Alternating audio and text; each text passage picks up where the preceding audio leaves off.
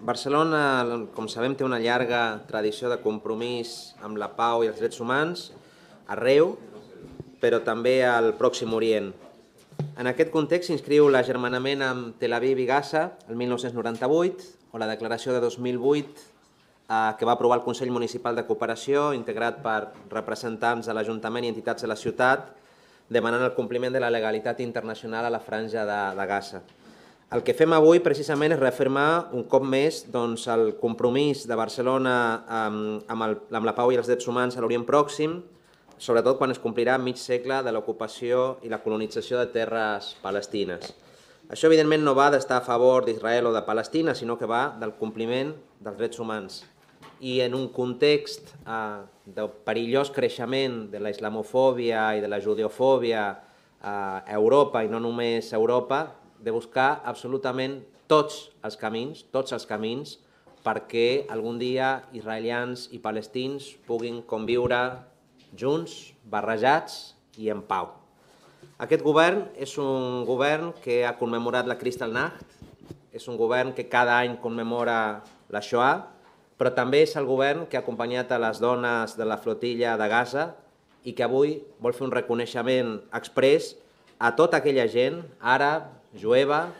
catòlica també, creient, no creient, que reclama que s'acabi l'ocupació i les vulneracions sistemàtiques dels drets humans. Volem donar suport a gent com Hagai Elad, director de l'organització israeliana B'Tselem. Volem atendre la crida que Hagai Elad va fer el novembre passat des del Consell de Seguretat de la ONU perquè la comunitat internacional impedís que comenci la segona meitat de segle d'ocupació. La consecució dels drets humans no pot esperar més. Els palestins tenen dret a la vida i a la dignitat, tenen dret a ser amos del seu propi futur, va dir. Ens reivindiquem còmplices d'aquest judaïsme i ens declarem aliats d'aquests activistes, d'aquestes activistes israelianes, perquè creiem que la pau i els drets humans són el camí, perquè estem d'acord amb Zygmunt Bauman quan deia que la violència frena la violència com la gasolina frena el foc. Per això refermem la nostra defensa dels drets humans, condemnem l'ocupació i la política de colonització de terres palestines per part de l'Estat d'Israel i ens sumem a l'àmplia majoria que el Parlament ha reclamat que les institucions catalanes ens comprometem amb el respecte dels drets humans. Es tracta, com deia abans, d'estar a l'alçada del que demanen no només entitats com a Human Rights Watch o Amnistia Internacional, sinó també organismes com les Nacions Unides, la mateixa Unió Europea o la Cort Internacional de Justícia. Es tracta d'estar a l'alçada del compromís que suposen els drets humans i la legalitat internacional, l'obligació de treballar per la seva realització arreu i sempre. Com deia